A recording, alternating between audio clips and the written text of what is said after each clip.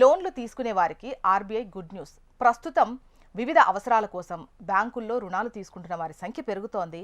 Personal loan, vehicle loan, home loan అంటూ వివిధ loans మనం తీసుకుంటున్నాం. వాటిని ఈఎంఐలుగా చెల్లిస్తున్నాం. కానీ కొన్నిసార్లు ఊహించని సంఘటనలు ఎదురవుతాయి. తిరిగి లోన్ చెల్లించలేని సిచ్యువేషన్స్ ఉంటాయి. ప్రకృతి వైపరీత్యాల వల్ల ఆర్థికంగా ఇబ్బంది పడుతోన్న రుణ గ్రహీతలకు అండగా నిలిచేందుకు భారతీయ రిజర్వ్ బ్యాంక్ ఆర్బీఐ కీలక నిర్ణయం తీసుకుంది. ఈ వరదలు, తుఫాన్లు, భూకంపాలు, కొండ చర్యలు విరిగిపడడం వంటి విపత్కర పరిస్థితులు తలెత్తినప్పుడు ప్రభావిత ప్రాంతాల్లోని రుణ గ్రహీతలకు తక్షణ ఉపశమనం అందించాలని బ్యాంకులను ఆదేశించింది. ఈ మేరకు డిజాస్టర్ రిలీఫ్ చర్యలను పగడ్బందీగా అమలు చేయాలని కొత్త మార్గదర్శకాలు రిలీజ్ చేసింది. ఆర్బీఐ తీసుకొచ్చిన ఈ కొత్త నిబంధనల వల్ల రుణాలు తీసుకున్న వారికి ప్రధానంగా 4 రకాలుగా ప్రయోజనం ఉంటుంది. 1, లోన్ రీస్ట్రక్చరింగ్ అంటే రుణాల పునర్వ్యవస్థీకరణ.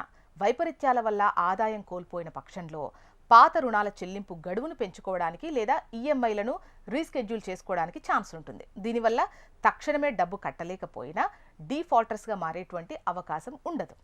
నెక్స్ట్ వచ్చేసి మారిటోరియం. పరిస్థితులు చక్కబడే వరకు కొన్ని నెలల పాటు అసలు వడ్డీ చెల్లింపులపై విరామం ఉంటుంది. ఈ వెసులుబాటునే మారిటోరియం అంటారు. అంటే మారిటోరియం టైంలో ఈఎంఐలు కట్టక్కర్లేదు, అయితే ఆ తర్వాత చెల్లించాల్సి అయితే ఉంటుంది.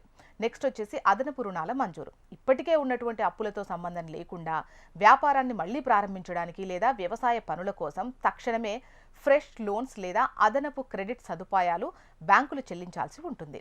నెక్స్ట్ వచ్చేసి వడ్డీ రేట్ల తగ్గింపు.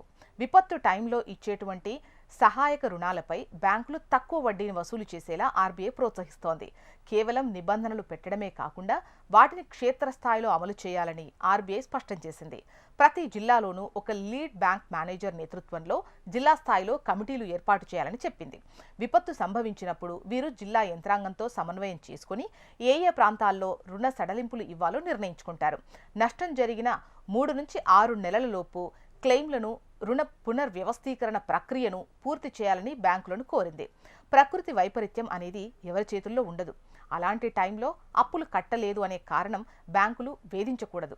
మానవతా దృక్పథంతో వ్యవహరించాలి అని ఆర్బీఐ నిర్ణయం తీసుకుంది. ఇది ముఖ్యంగా చిన్న వ్యాపారులు, రైతులు మరియు గృహ రుణాలు తీసుకున్న మధ్యతరగతి ప్రజలకు కొండంత అండగా ఉంటుంది.